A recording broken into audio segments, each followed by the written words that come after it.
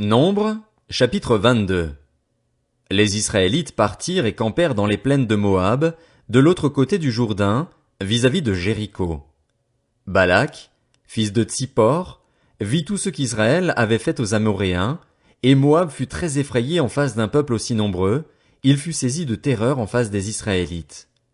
Moab dit aux anciens de Madian, « Cette foule va dévorer tout ce qui nous entoure, comme le bœuf broute l'herbe des champs. » Balak, fils de Tsippor, était alors roi de Moab. Il envoya des messagers trouver Balaam, fils de Béor, à Pétor sur l'Euphrate, dans le pays de ses compatriotes, afin de l'appeler et de lui dire, « Un peuple est sorti d'Égypte. Il couvre la surface du pays et il s'est installé vis-à-vis de moi. Viens donc maudire ce peuple pour moi, car il est plus puissant que moi. Peut-être ainsi pourrais-je le battre et le chasser du pays, car, je le sais, celui que tu bénis est béni et celui que tu maudis est maudit. » Les anciens de Moab et ceux de Madian partirent avec des cadeaux pour le devin. Ils arrivèrent chez Balaam et lui rapportèrent les paroles de Balak. Balaam leur dit, « Passez la nuit ici et je vous donnerai réponse d'après ce que l'Éternel me dira. » Les chefs de Moab restèrent donc chez Balaam. Dieu vint trouver Balaam et dit, « Qui sont ces hommes que tu as chez toi? » Balaam répondit à Dieu, « Balak, fils de Tsippor, le roi de Moab, les a envoyés me dire, « Un peuple est sorti d'Égypte, il couvre la surface du pays. Viens donc le maudire, peut-être ainsi pourrais-je le combattre et le chasser. » Dieu dit à Balaam, « Tu ne les accompagneras pas, tu ne maudiras pas ce peuple, car il est béni. » Balaam se leva le lendemain matin et dit au chef de Balak, « Partez dans votre pays, car l'Éternel refuse de me laisser vous accompagner. » Les chefs moabites se levèrent, retournèrent auprès de Balak et dirent, « Balaam a refusé de venir avec nous. » Balak envoya de nouveau des chefs. Ils étaient plus nombreux et plus considérés que les précédents. Arrivés chez Balaam, ils lui annoncèrent, « Voici ce que dit Balak, fils de Tsippor. Ne te laisse donc pas empêcher de venir vers moi, car je te rendrai beaucoup d'honneur et je ferai tout ce que tu me diras. Viens donc maudire ce peuple pour moi. » Balaam répondit aux serviteurs de Balak, « Même si Balak me donnait sa maison pleine d'argent et d'or, je ne pourrais absolument rien faire qui enfreigne l'ordre de l'Éternel, mon Dieu. Mais maintenant, restez donc ici cette nuit et je saurai ce que l'Éternel me dira encore. » Dieu vint trouver Balaam pendant la nuit et lui dit, « Puisque ces hommes sont venus pour t'appeler, lève-toi, accompagne-les. Mais tu feras ce que je te dirai. » Balaam se leva le lendemain matin, sella son ânesse et partit avec les chefs moabites. La colère de Dieu s'enflamma parce qu'il était parti. Alors l'ange de l'Éternel se plaça sur le chemin pour lui résister. Balaam était monté sur son ânesse et ses 2 serviteurs étaient avec lui. L'ânesse vit l'ange de l'Éternel qui se tenait sur le chemin, son épée dégainée à la main. Elle s'écarta du chemin et partit dans les champs. Balaam frappa l'ânesse pour la ramener dans le chemin. L'ange de l'Éternel se posta sur un sentier entre les vignes, bordé d'un mur de chaque côté. L'ânesse vit l'ange de l'Éternel. Elle se serra contre le mur et pressa ainsi le pied de Balaam contre le mur. Balaam la frappa de nouveau.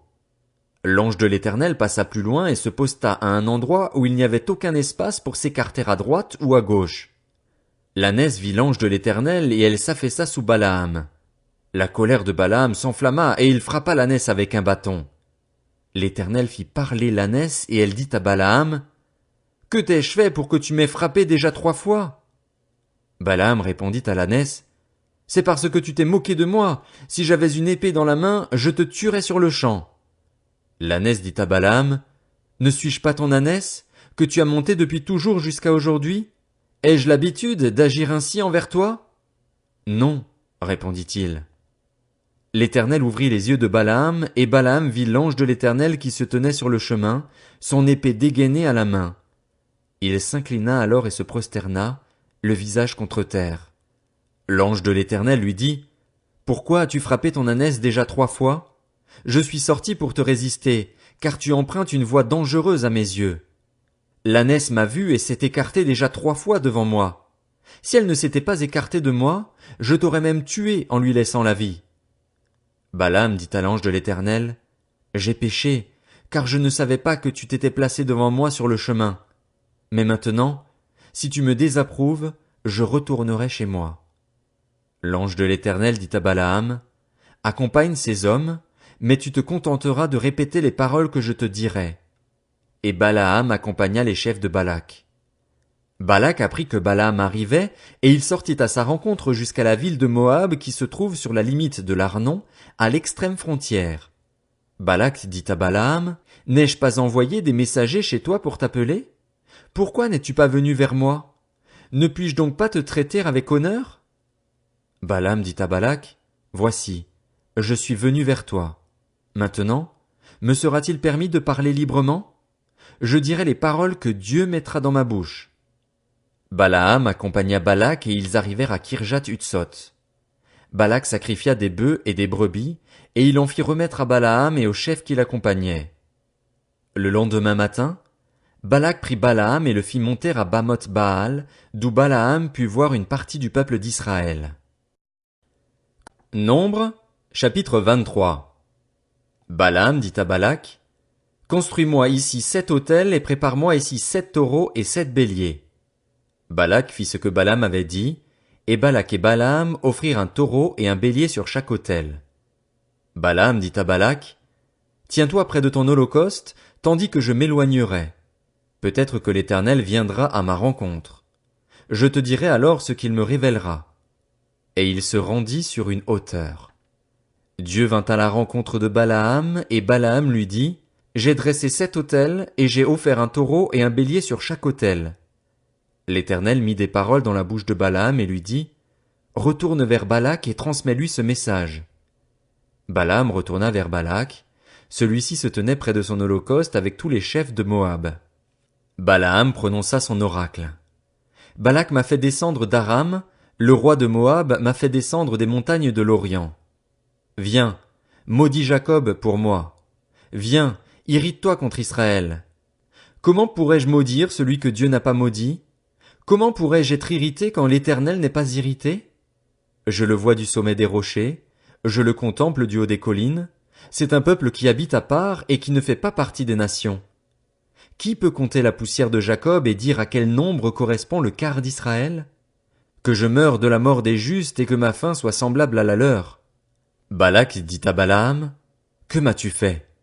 Je t'ai engagé pour maudire mon ennemi et voici que tu le bénis. » Il répondit, « Ne veillerai-je pas à dire ce que l'Éternel met dans ma bouche? » Balak lui dit, « Viens donc avec moi à un autre endroit d'où tu le verras. Tu n'en verras qu'une partie, tu ne le verras pas dans son entier, et de là maudis-le pour moi. » Balak conduisit Balaam au champ de Tsophim, sur le sommet du Pisga. Il construisit 7 autels et offrit un taureau et un bélier sur chaque autel. Balaam dit à Balak, « Tiens-toi ici, près de ton holocauste, tandis que j'irai à la rencontre de Dieu. » L'Éternel vint à la rencontre de Balaam. Il mit des paroles dans sa bouche et lui dit, « Retourne vers Balak et transmets ce message. » Balaam retourna vers Balak. Celui-ci se tenait près de son holocauste avec les chefs de Moab. Balak lui demanda, « Qu'est-ce que l'Éternel a dit? » Balaam prononça son oracle. « Lève-toi, Balak, écoute. Prête-moi l'oreille, fils de Tsippor. Dieu n'est pas un homme pour mentir, ni le fils d'un homme pour revenir sur sa décision. Ce qu'il a dit, ne le fera-t-il pas? Ce qu'il a déclaré, ne l'accomplira-t-il pas? Voici, j'ai reçu l'ordre de bénir, il a béni, je ne révoquerai pas sa décision. Il n'aperçoit pas de mal en Jacob, il ne voit pas d'injustice en Israël. L'Éternel, son Dieu, est avec lui. Chez lui retentit l'acclamation réservée au roi. Dieu les a fait sortir d'Égypte, il possède la force du buffle. La magie ne peut rien contre Jacob, ni la divination contre Israël. Au moment fixé, on dit à Jacob et à Israël ce que Dieu a fait. C'est un peuple qui se lève comme une lionne et qui se dresse comme un lion. Il ne se couche pas tant qu'il n'a pas dévoré sa proie et bu le sang de ses victimes. Balak dit à Balaam, « Si tu ne le maudis pas, au moins ne le bénis pas. » Balaam répondit à Balak, « Ne t'ai-je pas dit que je ferais tout ce que l'Éternel dirait? » Balak dit à Balaam, « Viens donc, je vais te conduire à un autre endroit. Peut-être Dieu trouvera-t-il bon que de là tu maudisses ce peuple pour moi. » Balak conduisit Balaam sur le sommet du Péor, d'où l'on domine le désert. Balaam dit à Balak, « Construis-moi ici 7 autels et prépare-moi ici 7 taureaux et 7 béliers. Balak fit ce que Balaam avait dit et offrit un taureau et un bélier sur chaque autel. Nombre, chapitre 24. Balaam vit qu'il plaisait à l'Éternel de bénir Israël, et il n'alla pas, comme les autres fois, à la rencontre de pratiques magiques. En revanche, il se tourna du côté du désert. En levant les yeux, Balaam vit Israël qui campait par tribus. Alors l'Esprit de Dieu fut sur lui. Balaam prononça son oracle, déclaration de Balaam, fils de Béor, déclaration de l'homme qui a l'œil ouvert, déclaration de celui qui entend les paroles de Dieu, de celui qui discerne la vision du Tout-Puissant, de celui qui se prosterne et dont les yeux s'ouvrent. Quelles sont belles, tes tentes, Jacob, tes habitations, Israël! Elles s'étendent comme des vallées, comme des jardins près d'un fleuve, comme des aloès que l'Éternel a plantés, comme des cèdres le long de l'eau. L'eau déborde de ses seaux et sa semence est abondamment arrosée. Son roi s'élève au-dessus d'Agag et son royaume devient puissant. Dieu l'a fait sortir d'Égypte, il possède la force du buffle. Il dévore les nations qui l'attaquent, il brise leurs os et les abat de ses flèches. Il plie les genoux, il se couche comme un lion, comme une lionne, qui le fera se lever? Béni soit celui qui te bénira et maudit soit celui qui te maudira. La colère de Balak s'enflamma contre Balaam. Il frappa des mains et dit à Balaam, « C'est pour maudire mes ennemis que je t'ai appelé et voici que tu les as bénis déjà 3 fois. Fuis maintenant, va-t'en chez toi. J'avais dit que je te rendrais des honneurs, mais l'Éternel t'empêche de les recevoir. » Balaam répondit à Balak, « n'ai-je pas dit au messager que tu m'as envoyé? Même si Balak me donnait sa maison pleine d'argent et d'or, je ne pourrais faire de moi-même ni bien ni mal qui enfreigne l'ordre de l'Éternel. Je répéterai ce que dira l'Éternel? Maintenant, je retourne vers mon peuple. Viens, je vais t'annoncer ce que ce peuple fera au tien dans l'avenir. » Balaam prononça son oracle. Déclaration de Balaam, fils de Béor, déclaration de l'homme qui a l'œil ouvert, déclaration de celui qui entend les paroles de Dieu, de celui qui possède la connaissance du Très-Haut, de celui qui discerne la vision du Tout-Puissant, de celui qui se prosterne et dont les yeux s'ouvrent.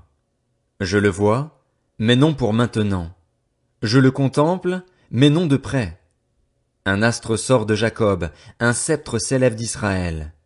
Il transperce les flancs de Moab et renverse tous les descendants de Seth. Il se rend maître d'Édom, il se rend maître de Séhir, ses ennemis. Israël manifeste sa force. Celui qui sort de Jacob règne en souverain, il fait mourir ceux qui s'échappent des villes. Balaam vit Amalek et il prononça son oracle. Amalek est la première des nations, mais un jour il sera détruit. Balaam vit les Kéniens et il prononça son oracle. Ton habitation est solide et ton nid est posé sur le rocher, mais le Kénien sera chassé quand l'Assyrien t'emmènera prisonnier. Balaam prononça son oracle. Quel malheur! Qui survivra lorsque Dieu aura établi l'Assyrien? Mais des bateaux viendront de Kittim. Ils humilieront l'Assyrien, ils humilieront l'Hébreu et lui aussi sera détruit. Balaam se leva, partit et retourna chez lui.